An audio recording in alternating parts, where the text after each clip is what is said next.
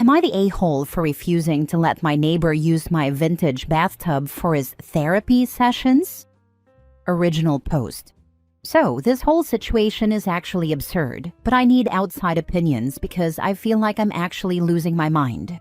I, 28 female, live in an old Victorian house I inherited from my grandfather. Most people don't believe me when I tell them the house is mine, but my parents are not in my life. My mom died from heart health complications, and my dad was never really in the picture after elementary school.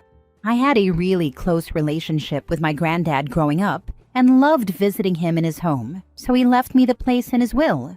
One of the features of the house is the original clawfoot bathtub from the 1920s in the upstairs bathroom.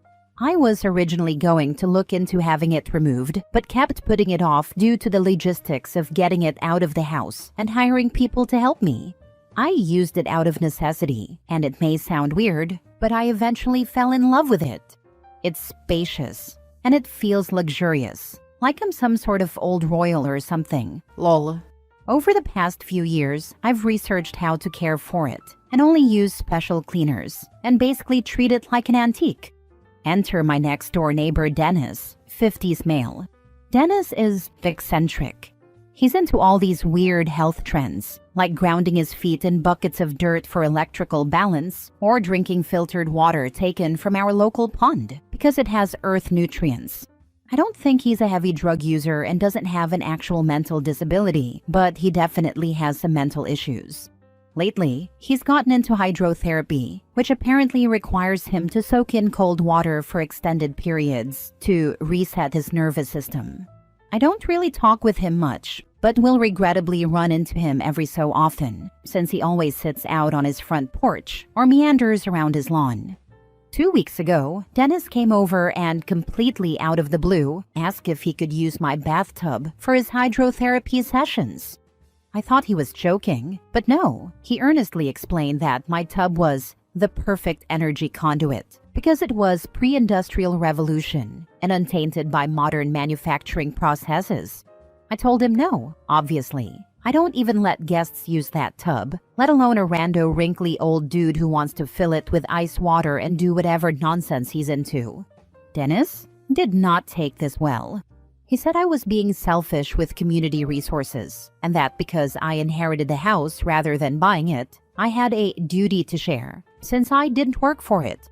He started bringing it up every time he saw me, passive-aggressively saying things like, "Must be nice to hoard that all to yourself." Then, somehow, this got out to the neighborhood Facebook group this week, who loves drama. And now half the street thinks I'm the villain for gatekeeping my own bathtub.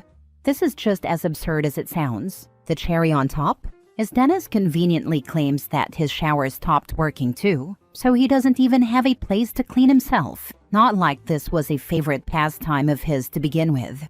I was trying to just avoid Dennis as much as I could and ignore the few comments from my neighbors until I ran into one of them while I was going for a walk yesterday evening.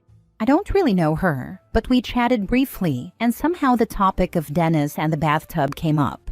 I was expecting some sympathy for the absurdity of all this, but this woman proceeds to tear into me. Like literal verbal assault by the end of it, asking me why I was being so stupid and selfish, that I have multiple bathrooms in the house and couldn't even spare one to help this old man's health.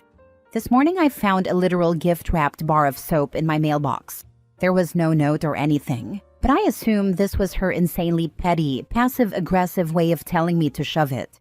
I do not want this man soaking in my tub. I do not care about his nervous system reset. But now I feel like I'm losing my mind because everyone around me is acting like I'm some kind of selfish monster. I get that some of the people in the neighborhood aren't keen on me living here, but I live by myself and work and go to school all day, and I'm genuinely starting to worry that I'm going to come home someday to find Dennis reclining in my tub. Am I the a-hole? Also, for anyone wondering how Dennis knew about the tub, he's lived here forever and helped my granddad do repairs back in the day, so he's seen the house. That said, he hasn't been in it. The house, not the bathtub, to my knowledge, in at least 15 years. Obviously not the a-hole. It's not a community resource, it's your home. Community resource is so freaking crazy. I cannot. Not the a-hole. So weirdo neighbor who is now suddenly into hydrotherapy. Seems only your bathtub will work for him since it's a pre-industrial revolution. Then Dennis can go find his own antique bathtub to use. Your granddad left the home to you, not the community crackpots and weirdos.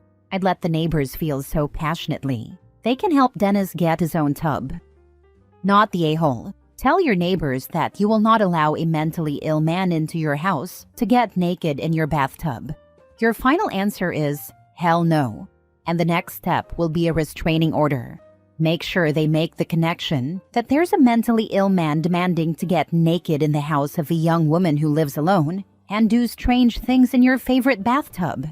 Make sure they understand how aggressively weird this makes them look. When he posts on Facebook, reply on FB so it's on record. I have told you no, repeatedly, that I will not allow you into my home to get naked. You are not entitled to get inside my home and take your clothes off. No means no. Stop harassing me. Stop telling my neighbors to pressure me to let you in my house. I do not want a strange man in my home. Set up cameras, because his next escalation will be breaking in. He needs to be called out, and strongly. This man is making your life hell in your neighborhood. He is making a nuisance of himself, and basically slandering you in public. Collect his posts and comments pertaining to you and your home, so you have his actions documented. If you can, make it clear on that platform that this is your property, your space, and it is not up for community use. I would also ask these supporter Karens of his to consider sharing their private spaces and bathtubs with him if they're so concerned about his rights. Screw him and them. I would also consider home security and legal advice once you have his nonsense documented. Now for some update. Thank you all for the support. I was overwhelmed with over 1,000 Reddit notifications this morning and literally cried from relief scrolling through all of your comments before I got out of bed. Some helpful details. To clarify the neighborhood situation, it's a very small older community that is fairly isolated from the surrounding area. Everyone has lived here forever, and everyone is very toxic and set in their ways. They are very politically hostile to outsiders, and though I am not a strong politics person, it became very clear when I moved in that I was not one of them. This, combined with the jealousy of my inheriting the house at a relatively young age, has painted me as an outsider in their minds. This is the first actual issue I've had, but there have been mild microaggressions towards me in the past. Nothing serious, just little things to irk me that I have largely ignored. To the people saying I use them dashes too much, deal with it lol. I get a lot of flack for this from friends. I even use them when texting. Also, comments about the age of the tub sound accurate. I'm not a history buff, but this makes sense. And to anyone who was offended by me calling Dennis old, I'm sorry. He's probably in his late 50s. And while that is not super old, it is old enough compared to me to make me feel weird about inviting him into my home as practically a stranger. To anyone asking why I didn't take action earlier, I work 20+ hours per week, and I'm a non-traditional full-time student commuting over an hour to class several days a week, so I've not had the time or energy to look into a lot of the things you suggested. As for moving forward, I don't have the mental and physical capacity to care for a dog in my life right now, especially a big one, and I don't feel comfortable inviting a housemate into my home to live with me. That said, the cameras seem like a really great idea that I really should have considered when I moved in. I just didn't see the need before. I don't have loads of money to spend on a full security system, but I will at least be purchasing a camera for my front door. I am worried about confronting Dennis or escalating things in the Facebook group because I do not want things to get worse or encourage someone to do something stupid. For the time being, I will be actively avoiding him and my neighbors and seeing if anything else happens. I haven't dealt with the police in my town, but have heard that they are not super helpful, so I hesitate to bring this to their attention. I feel like telling them that someone asked to use my bathtub and someone else gave me a bar of soap is not going to be grounds for them to take me seriously. Something that has really worried me is the comments on the original post about Dennis' possible predatory behavior. While it was clear that he has been gently harassing me about it, I never even considered the fact that being naked in my home or sharing the intimacy of my bathtub may be some sort of weird fetish or kink. This may be overreacting, but now that I think about it, all the signs check out. The constant pressure, and seriously, why wouldn't he just buy his own tub?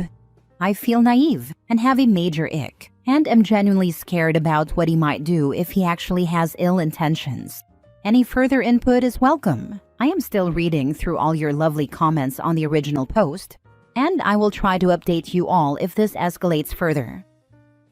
Next story. Am I the a-hole for telling off a friend when she charged us for dinner? I hang out with a group of friends, and one of them is a rather boastful influencer. She talks non-stop about her wealth, trips, cars, boyfriends, etc. Usually, the rest of us just listen and don't really take offense because she's just rattling off about herself. Recently, this friend snagged an extremely rich boyfriend and proceeded to move into his multi-million-dollar mansion. She was so excited and posted pictures of the pool, jacuzzi, etc. She invited us to her new house and specifically said, "I want to invite all of you for dinner at my new house with my boyfriend." The rest of us accepted the invitation and came to the house. All the wealth she talked about really existed, and her boyfriend was nice. He didn't stay throughout, as he had paperwork to finish in his room. Soon it was dinner time. We were all hungry as it was quite a long drive to the mansion, and suddenly, my friend took out her phone and said, "Okay, I'll be ordering food and drinks from a nearby mart. Tell me what you want, and I'll get it delivered here." I thought it was strange that she was ordering food only then, instead of having food already prepared for us guests by the numerous maids there. No drinks were served, but we had to order them as well. The food came, it was cold, and I just ate and didn't think much of it. The rest of the night was pretty much normal.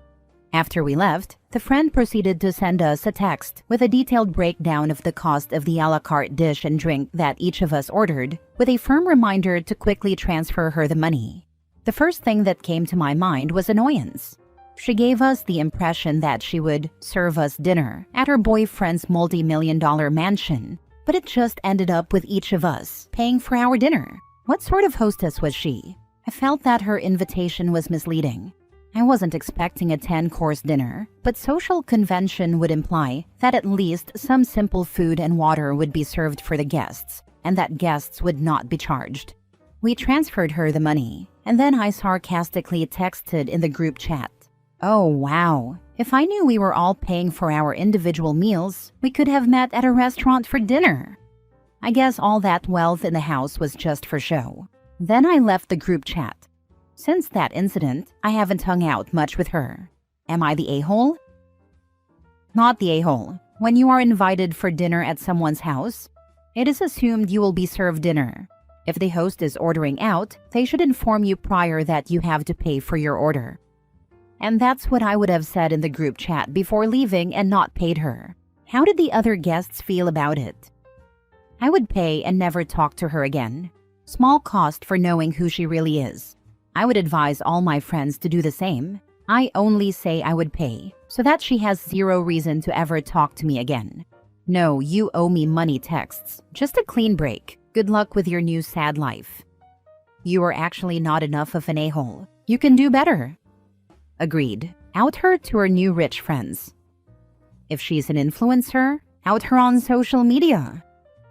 Last story. Am I the a-hole for feeding my daughter's softball team junk at our sleepover?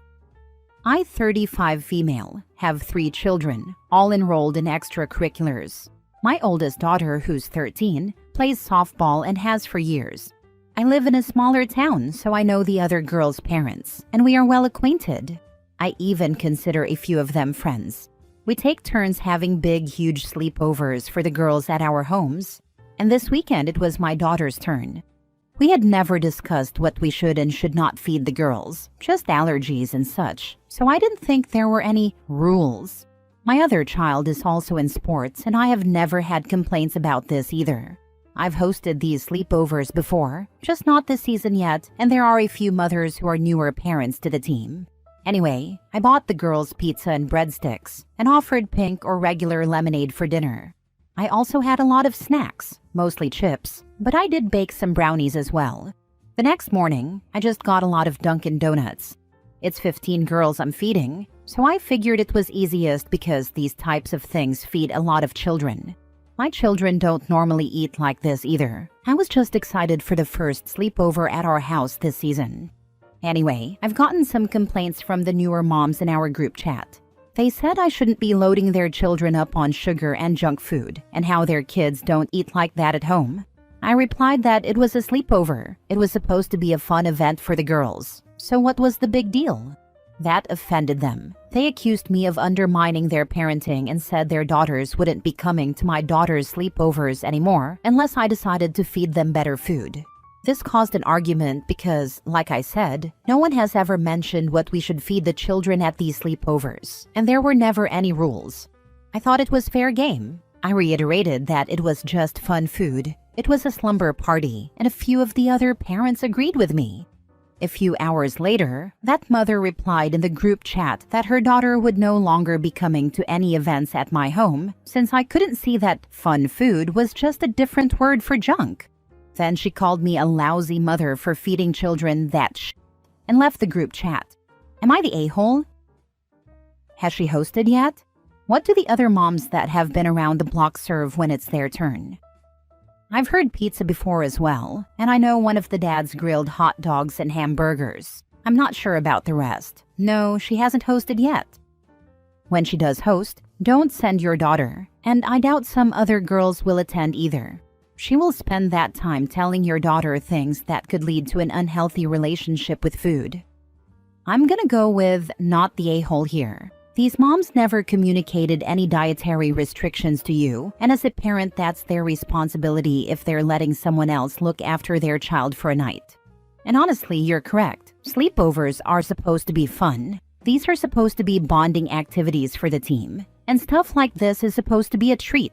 Also, you're feeding 15 children. I don't blame you for taking the easy option of pizza and chips. Maybe you shouldn't have argued with them and simply said you'd provide different options in the future for the girls, but what's done is done now. Not the a-hole. This seems like typical food for a softball party, especially when it's one household feeding the entire team. If I sent my kid to a sleepover like this is exactly how I'd expect them to eat. It's one night. It's not going to do harm. Take this from a parent who obsesses over my kids, getting enough fruit and veggies. Sometimes eating healthy just isn't realistic given the situation. Kudos to you for being a nice mom by letting all these teenagers into your home and getting them all food.